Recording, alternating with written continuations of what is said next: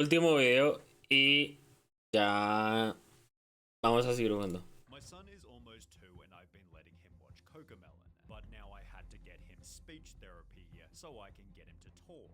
There are hundreds and hundreds of anecdotes in which parents mention the exact same problem. The Cocomelon show is so insanely addictive, it's being compared to nicotine and causing developmental issues amongst the kids who can't stop watching. Children's TV expert Jerica Sands calls it the most damaging show a child can watch, explaining the sneaky ways in which they make the show addictive. Firstly, there's the colors. Take for example the wheels on the bus. The three main colors, blue, green and yellow, are all at maximum saturation, meaning they cannot be made any brighter no matter how hard you try. Extreme saturation is normally used for alerts and notifications, as it's exciting, dynamic and attracts attention, which is why it's also used in slot machines. Cocomelon puts these colors in perfect contrast, making them appear even more vibrant, which is different to, for example, Bluey, in which the colors instead blend together. Cocomelon's also different because it's highly repetitive. There's a reason they have 38 videos with over 1 billion views. Hace 6 años, pero 2 punto. Wow. Puros billones. Why to learn through repetition, so it feels right to them to watch the same thing over and over again. Cocomelon abuses this in almost every video. For example, in the Yes Yes Playground song, they pick a word to repeat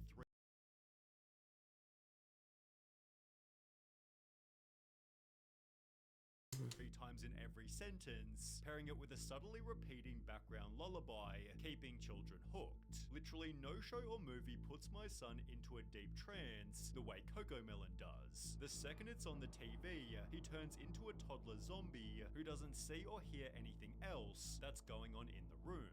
This is only exacerbated by Cocomelon's subtitles, which have also been a heavy point of criticism. The letters are not educational, I can barely read them fast enough. It's simply another interesting element to capture your little one's attention. Cocomelon explains in every description, our goal is to help make learning a fun and enjoyable experience for kids, giving you the peace of mind that your children are receiving quality educational content. But people have argued that they're teaching exactly what children shouldn't do. For example, in the No No Bedtime song, the baby refuses to brush his teeth, have a bath, put on pajamas or get in bed. The education is that he eventually agrees to do so, yet a TikTok user was critical, stating, anytime I'd ask my son to do a simple task, he'd say no, no, no. He's sitting there watching Cocomelon, which taught him no, no, no, and to say no to me. On the topic of education, Jerica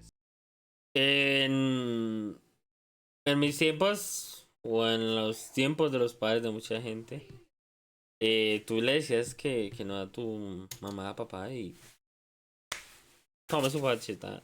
Bueno, es como cachetada, es simplemente que antes las formas de corregir a un hijo, una hija, era pues como vainas más extremas por lo que alcanzas a escuchar. Puede ser, no sé, la rama de alguna vaina de estas, con un cable, con esta metálica de la correa, con... Habían otras vainas que eran como que irritaban la piel y algo así. No sé, pues actualmente no se puede hacer eso porque el simple hecho de que los hijos lleguen a pensar que no, ya tú estás maltratándome, entonces voy a ir a la policía y no sé qué. Y mucha gente demanda eso que no, que es que le pegó al hijo con tal cosa como por correccionarlo. O sea, pues eso puede ser como controvertido, pero es como la diferencia en la que se educaba antes y ahora a los hijos. Sands stated, these people don't give a shit about our children. They care about money. That's it. Your child's cognitive development in direct exchange for their wealth, and there's pretty good evidence supporting this. A New York Times journalist visited Cocomelon's studio, discovering their #1 focus is keeping children hooked. Cocomelon's data and analytics team sifts constantly through YouTube numbers to determine exactly what resonates. Should a girl wear black jeans or blue jeans? Should the music be louder or softer? Should the bus be yellow or red? Yellow is the answer, as they use a darker method to ensure that they're correct. Cocomelon has a dedicated Distractotron room in which once a month children are brought here one at a time and shown a handful of episodes to figure out exactly which parts of the shows are engaging and which are tuned out. Next to the TV playing Cocomelon, there's a second screen which plays a continuous loop of banal real-world scenes. A guy pouring a cup of coffee, someone getting a haircut, each lasting about 20 seconds. Whenever a youngster looks away from the Moonbug show to glimpse the Distractotron, a note is jotted down. We can see what they're looking at and the exact moment when they got distracted. Therefore, education clearly isn't the primary goal. Keeping kids' attention is, and this is proven by Cocomelon's most addictive element, rapid camera cutting. It's crazy how many times the frame changes on Cocomelon. It's the same type of addicting behavior that we experience on a TikTok binge. It's the quick change of frame that releases that dopamine and makes the videos addicting to watch. Count the seconds between a change of frame. Well, TikToker the Circus Brain did exactly this. He firstly counts the changes on My Little Pony, concluding there's about 6 seconds between each cut. He then compares it to Cocomelon. 1, 2, 1, 2, 3, 1, 2, 1, 2, 1, 2, 1, 2, 1, 2, 1. In her video, The Nightmare That Is Cocomelon, Savantix draws a similar conclusion. She found that 96% of the shots in Baby Shark were shorter than 2 seconds. She then compares 4 different animated shows, again finding Cocomelon has the shorter shots. The longest shot on a Cocomelon video was 6 seconds. The longest 6 shot on segundos. was 8 seconds. The longest shot on Bluey was 27 seconds. And the longest shot on Encanto was 18 seconds. Which, when combined with every other element, creates some terrifying statistics. Wow. Dr. Summer explained that when showing an infant normal video content, they'll focus on the screen just 11% of the time. However, when the video is instead switched to Cocomelon, their screen engagement skyrockets to a whopping 74%.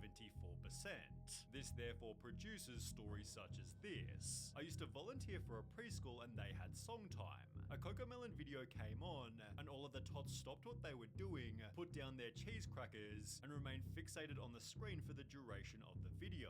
It was honestly kind of terrifying. YouTuber Saberspark shared his own personal anecdote. He asked to watch a Disney movie with his 2 younger cousins, who both completely refused, and instead spent all day glued to an iPad playing the addictive show. In Cocomelon Made My Kid a Zombie, a mother talks about her son. He would be in a daze while watching it. You could be waving your hand right in front of his face, and he wouldn't move. It was almost scary. This was also discovered by Sarah Mills 98, who explained when the Cocomelon addiction is so real that my 1-year-old can navigate the TV to turn it on by himself. However, nothing shows the addiction better than the Cocomelon TikTok trend. Parents will play the show's intro loudly and video their kids sprinting toward the television, where you can witness their mood change instantly. The New York Times journalist found something similar. The kid in the Distractotron had shown up in the midst of a tantrum, which ended the second he heard the Cocomelon theme song. It was no surprise to Wheeler, the head of research. 99% of kids, he said, if they're having issues when they get here, once that Cocomelon song comes on, they're like, life is okay, all is good with the world. Obviously, there's a reason for this. Cocomelon is so hyper-stimulating that it actually acts as a drug, and what happens when you take the drug away. Young children experiencing symptoms of addiction and withdrawal, obviously leaving them completely dysregulated. TikTok user ThePoff1 filmed what happens when you take the show away, explaining he'll be inconsolable for at least 10 to 15 minutes after, adding in the description, Cocomelon meltdown is legit. Once you have a taste of the cocoa, it's hard to break the addiction, which this Reddit user had experienced even worse. My husband and I have been worried about our child. I can slowly see how she'd throw violent tantrums at home and in church whenever she'd get bored and would want to watch the show. Her behavior changes the moment she watches the show, and she will not even eat her meals if she wouldn't watch it. After these tantrums end, kids can experience a general discomfort in the speed of everyday life. The more they watch the show, the more their brain begins to expect this intense level of stimulation. Basically, Cocomelon overstimulates their brains so much that everything else just seems slow and boring in comparison. However, the potential consequences get much worse than this. As mentioned at the start, it was the cause of a child's speaking problems, with a notable reply reading, "Same thing happened with my daughter too. She's 4 but can't speak properly. She knows the words, but she does not like to frame the sentence or speech. She has been watching these Cocomelons or such other stuffs for 2 or 3 years. Bastante tiempo. Too late." Over on Reddit, a speech-language pathologist explained, "Screen time in general is linked with speech delays for a variety of reasons, but Cocomelon is excessively bad. Firstly, unlike other TV shows or movies, it doesn't have a story. It's just very short clips with poorly written songs. The kids aren't able to follow the plot, learn vocabulary, and see the resolution of a conflict supported by infant specialist Meg Fora." And the problem with fast-paced TV programs is that we find that little ones' language development is slower. On the Agents of Speech YouTube channel, this is again confirmed. The main problem with watching videos on the internet is that they don't know how to use the language that they learn. But he adds that 4 to 5 hours of screen time per day can make a toddler completely non-verbal. 4 to 5 hours is obviously a lot of time, but in Cocomelon Made My Kid a Zombie, researchers discovered that 5-year-olds who watch more than 2 hours of TV a day tended to have lower attention spans and were 7.7 times more likely to show Wow. ADHD. These screen times might be even lower for Cocomelon specifically, because as explained by Jerica Sands, not all screen time is created equal. A child who just watched 30 minutes of Cocomelon and a child who just watched 30 minutes of Trash Truck will look like a very, very different child. Thankfully, here lies a simple solution. Sierra Renee explained, "My 2-year-old is speech delayed and addicted to Cocomelon. Switched to Miss Rachel 2 days ago, and he's already saying more words and hasn't had any tantrums." Kim.it shared an almost identical anecdote. "My 8-month-old was obsessed with Cocomelon and having bad tantrums, so I cancelled Cocomelon and only let her watch Miss Rachel, and she said her first word within the first 3 days of watching. Clearly, parents are able to simply change the channel, but not before leaving Cocomelon a massive amount of dislikes. They've therefore earned the title, the absurdly popular kids show parents hate, and Cocomelon has actually responded to the criticism that explain our shows are not intended to replace outdoor playtime or playdates. They have a place in children's entertainment time, and as with food, exercise, etc., it comes down to each parent to find the right and appropriate balance for their children.